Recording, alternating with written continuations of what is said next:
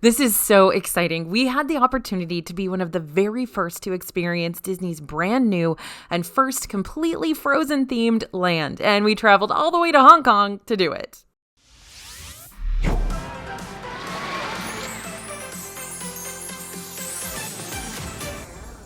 Hey everybody, it's AJ for Disney Food Vlog. World of Frozen officially opened in Hong Kong Disneyland on November 20th, 2023 with new rides, new restaurants, some truly incredible character interactions that will make US Disney park goers jealous. So is this new land going to make you want to book a 16-hour flight? Let's check it out. World of Frozen hits an immersion level on par or above what you'll find in Star Wars Galaxy's Edge, with roaming characters and incredibly detailed design. This new land is made up of two areas, Arendelle Village and the Forest of Arendelle, and it's set after Frozen but before the events of Frozen 2, so things are peaceful and the kingdom is celebrating Summer Snow Day every single day that you might visit. You'll find a revamped version of Frozen Ever After along with a brand new coaster, Wandering Oak and sliding sleighs, plus several dining locations and merchandise shops where you'll find some things only sold in the World of Frozen. Now, we didn't only visit World of Frozen in Hong Kong Disneyland, so stay tuned for some other absolute must-dos and tips we have for visiting this park. All right, let's start with the rides. There are two rides in World of Frozen, Frozen Ever After and Wandering Oak and Sliding Sleighs. Frozen Ever After is a direct copy of the ride you're going to find in Epcot, but that comes with a pretty big caveat that this one is way better. First off, this ride was especially built to be Frozen Ever After. It's not a remodel of an existing ride, so there were fewer constraints in the construction. Secondly, it's newer and technology has improved significantly since the ride opened in 2016 in Epcot.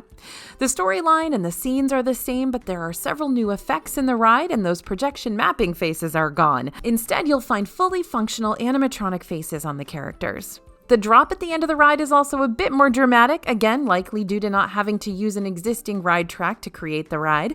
And if you don't have a lot of time in Hong Kong Disneyland, this copycat ride might be the one you could put on your skip list, especially if lines are super long. But if you have the time, it's definitely worth riding just for comparison's sake and to see how technological advancements actually improve this ride. The second ride in the land is brand new and created specifically for Hong Kong Disneyland. Wandering Oak and Sliding Sleighs is the thrill ride of the land, but it's still a family-friendly coaster with a 38-inch height requirement. The idea is that you're visiting Oaken's shop to do a bit of shopping, and there's a big summer blowout. Woohoo! Through the queue, you'll see Oaken's desk and the sauna, along with many hidden details and nods to the film. You'll hop in your sleigh, wave goodbye to Olaf and Sven, and take off on a very short but smooth and fast ride.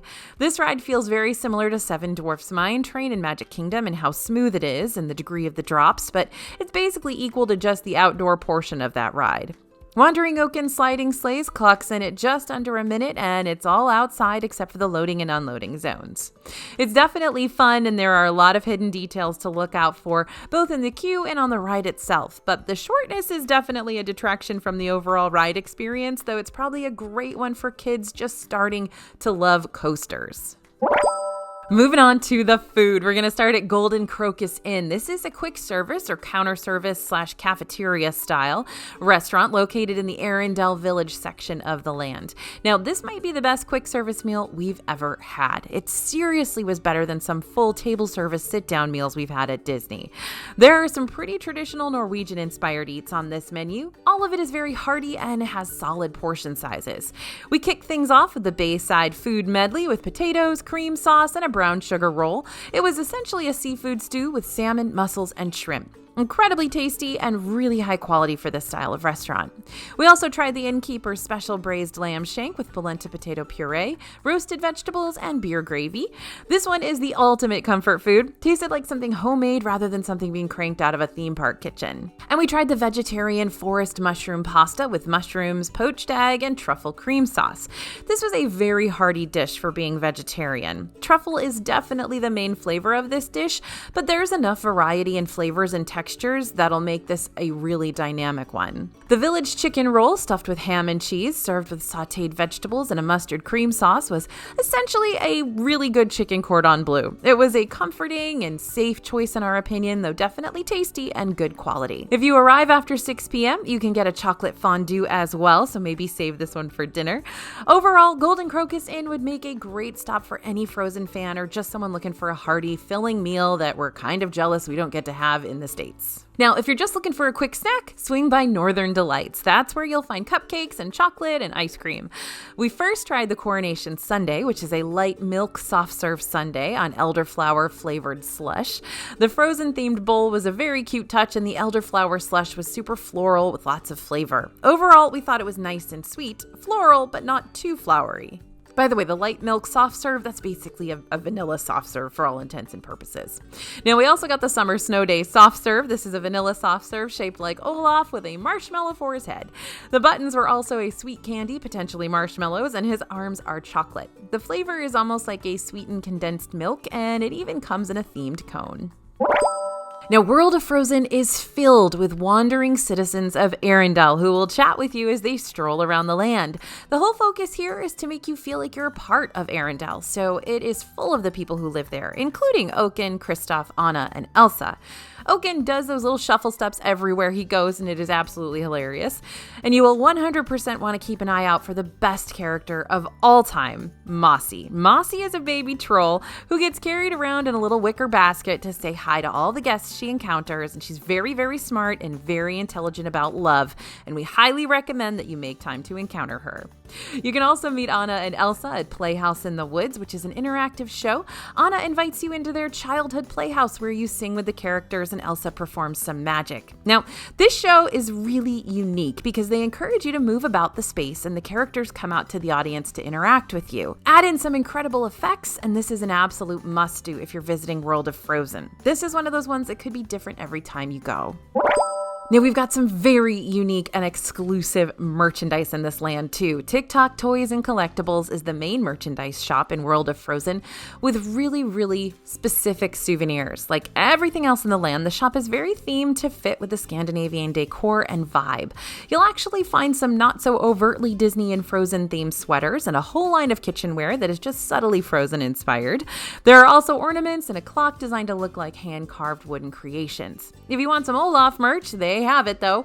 Knit plushes, headbands, bags, and shoulder plushes. Plus, there are plenty of other plushes and character headbands and bags and even a whole Godiva chocolate section. If you want to get a little more immersed in the land, you can have your hair styled at Traveling Traders. This is also where you can get your face painted. Adults, you can take part in this one as well. It's not just for kids. Overall, World of Frozen is an amazing experience. Would we fly halfway across the world for it again? Maybe, but we're also Disney fanatics here. While Hong Kong Disneyland might not be the major destination theme park that Tokyo Disney or even Shanghai are, since those parks are bigger and have a lot more rides, it was still an incredibly fun time. World of Frozen really adds something to the park, even if the rides aren't quite as momentous as, say, that Beauty and the Beast ride in Tokyo. The immersion is really what makes it. The fact that you can just run into Oaken or Anna and Elsa while you're eating an ice cream cone and wandering around is incredibly unique, and you can't find it anywhere. You're not going to find princesses just walking around most of the time in other parks, and you can't meet Oaken anywhere except for the Disney Wish right now. And even then, he's not going to have a full conversation with you. World of Frozen really epitomizes Disney's attention to detail when building a theme park land. It feels like you have stepped into Arendelle. So if you're a major Frozen fan and you're thinking about heading to Hong Kong Disneyland, we've got some tips for you. Now, let's talk Hong Kong Disneyland tips, because if you're headed to Hong Kong to check out World of Frozen, obviously you're going to go to the rest of the park, right? So, first tip, download the Hong Kong Disneyland app to keep track of ride wait times, character meeting times, and more. This works very similarly to my Disney experience, and it can be very helpful in planning your trip and navigating the parks. When traveling to Hong Kong, plan for a long flight if you're coming from the US. Our flight from LAX was 16 hours, even longer than my recent flight to Tokyo, so plan ahead for some plane accessories you might need during the flight to make yourself more comfortable. Pillows, earplugs, compression socks, etc. I always love to have a sleep mask too because they do lower the lights in the planes, but they don't lower them that much. Our friends at All Ears actually put together a list of items we tested and used for the flight. I'll link that in the description below the video. Always plan to have your passport handy as well, particularly at the airport since you'll need to go through customs and immigration. You will be able to use credit cards at most locations in Hong Kong, but plan to bring some converted cash should you need it. Taxis, for instance, are cash only from the airport. You can use Uber, though, to get from the airport to the parks. English is one of the official languages in Hong Kong, so signs will have English on them. I'd still recommend having Google Translate, though, on hand if you need it. That's what I used in Japan. It was super helpful. Rides and shows in the parks will narrate in both Cantonese and English for the most part. Mystic Manor is Hong Kong's version of the Haunted Mansion, and it is very cool and definitely a must-do. The original Haunted Mansion doesn't land the same way in China and Hong Kong because of cultural differences, so instead of ghosts, it's enchanted items and an adorable monkey. Duffy and Friends Playhouse is an interactive and very immersive character meet and greet experience where you can meet rotating characters like Duffy, Shelly May, Gelatoni, Stella Lou, Cookie Ann, Olumel, and Lena Bell.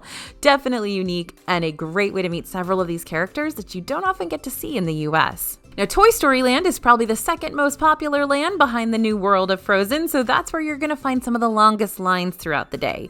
Hong Kong Disneyland does also have a skip the line service, but it's a little more complicated than Genie Plus. Premier Access will run you about $12 to $70 per person. That's US dollars, by the way, depending on which tier you choose. The first tier is a single ride. You choose the ride, but don't need to worry about picking a return time. You can ride at any time of the day. There are 2 tiers of these rides as well. Some are $12 and some are $16. Tier 2 gets you access to 3 rides, but it's a smaller list of rides to choose from than the individual Premier Access. The next tier includes Premier Access to 8 rides, including Big Grizzly Mountain Runaway Mine Cars, Slinky Dog Spin, Mystic Manor, and the rides in Stark Expo. The top tier includes those 8 rides plus 2 shows with reserved seating and 1 show with Premier Access.